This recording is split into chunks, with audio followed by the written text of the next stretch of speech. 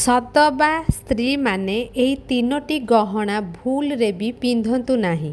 ଜାଣିବା ପୂର୍ବରୁ ବୋଲେ ବାବାଙ୍କ ଭକ୍ତଗଣ ଚ୍ୟାନେଲକୁ ସବସ୍କ୍ରାଇବ୍ କରି ଭିଡ଼ିଓକୁ ଗୋଟେ ଲାଇକ୍ ନିହାତି କରିଦିଅନ୍ତୁ। ନମ୍ବର 1, ଉପହାରରେ ପାଇଥିବା ସିନ୍ଦୁର ଏବଂ ଟିକିଲିକୁ ପିନ୍ଧନ୍ତୁ ନାହିଁ।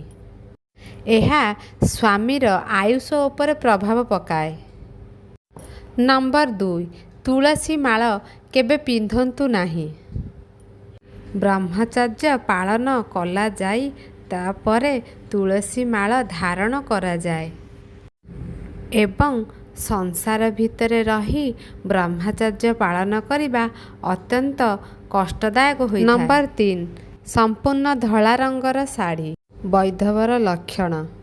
ଅନ୍ୟ ଯେକୌଣସି ରଙ୍ଗ ମିଶିଥିଲେ ସେହି ଶାଢ଼ୀ ଆପଣ ପିନ୍ଧିପାରିବେ, କିନ୍ତୁ କେବଳ ଧଳା ରଙ୍ଗର ଶାଢ଼ୀ ଆପଣମାନେ